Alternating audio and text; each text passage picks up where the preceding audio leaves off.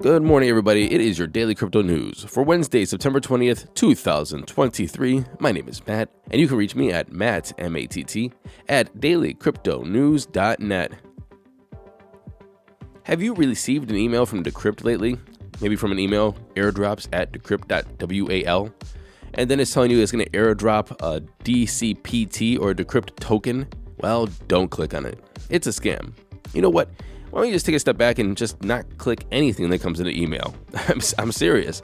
Even if you do check to see if it's from the actual website or company that you think it's supposed to be. For example, if it's Amazon, it should be at amazon.com, not Amazon at 135776553bq.net or something like that. No, make sure that you're checking that it's from the actual company that you think it's from. And even then, if you get an email that says a promotion or a giveaway or something like that, just go on the website and log in with your actual login. Like go to Amazon.com. You probably have it saved in your browser. If it's from Netflix saying, hey, you get 3 months free, just go log into Netflix because it's probably going to be there too if it is actually legit. They're not going to just try to say only email. And the reason why you don't want to do this is because these links probably lead you to a phishing site. And it's designed to steal your personal information, your cryptocurrency, your fiat, log into your bank account. And these sites are probably going to look just like Amazon.com or Decrypt or Netflix or whatever else they say they're from. And you know what? Sometimes you're just not thinking that quick. Sometimes you just open the email, click and go, ooh, where am I at? Well, even if you do accidentally click on something, open something, get somewhere that you shouldn't be, don't send any personal information. You don't give them your wallet address, your private keys, none of that. And once you find out it's a scam, make sure you report these scams to your email provider. But sometimes it's not your fault. Sometimes that you are actually trying to find an actual service and it turns out to be a fake or scammed service. That's what happened to Mark Cuban yesterday. Remember, we kind of glossed over the Mark Cuban hack. He lost around $900,000 of cryptocurrency. And apparently what happened is he downloaded a compromised version of MetaMask through Google search.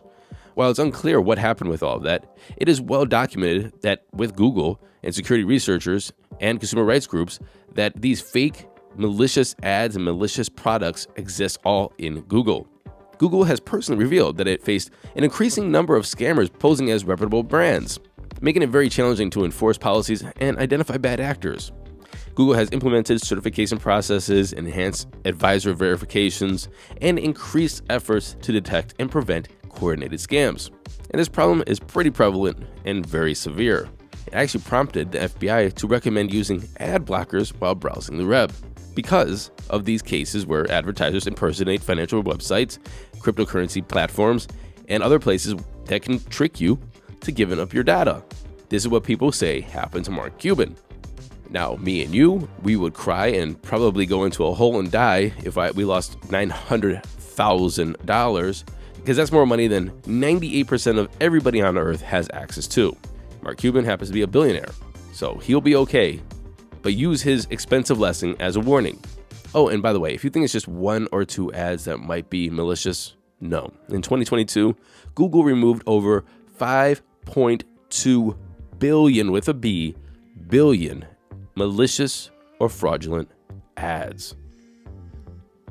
Our homeboy Charles Randall, who stepped down as the chairman of the Financial Conduct Authority, or the FCA, in the spring, has come out to say that he came under political pressure to welcome crypto firms to the British market. Basically, he's saying that, you know what, I was trying to regulate, but these politicians, these MPs, and so on and so forth have been putting political pressure on me to make sure that I was welcoming crypto firms. He said, in my experience as the FCA chair, there was a lot of political pressure to welcome firms, some of which are now under criminal investigation by the U.S. Department of Justice. And all of the evidence that we had at the FCA was very clear that it was not a good idea to welcome these companies. He continued to say that we've taken quite a bit of heat from people saying that we're allowing this innovative activity to move to other jurisdictions.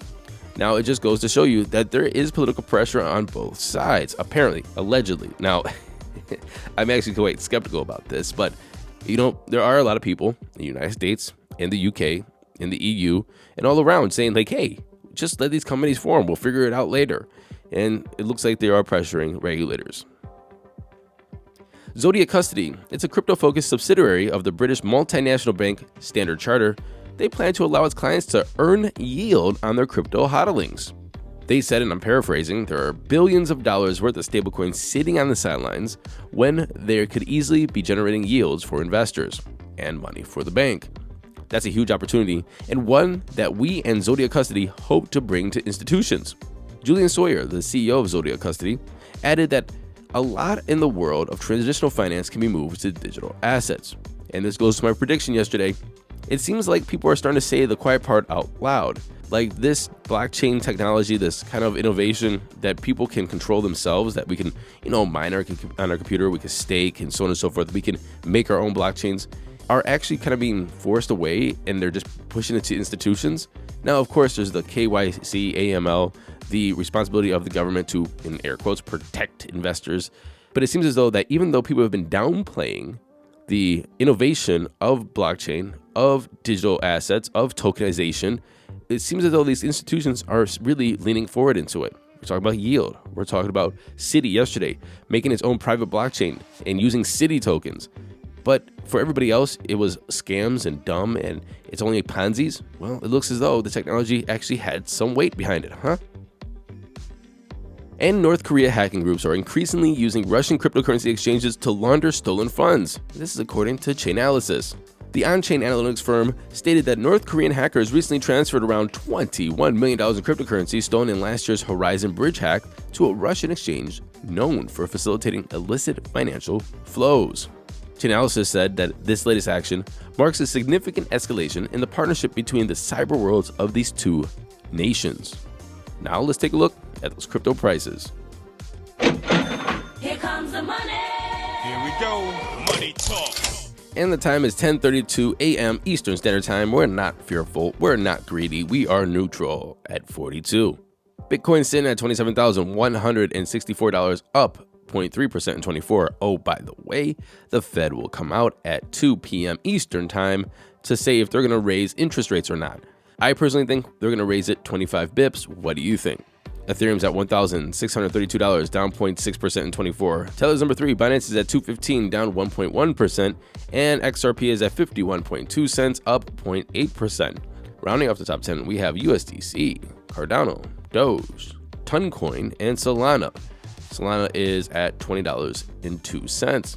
The total market cap is slipping to 1.07 trillion. That's down from 1.08 trillion.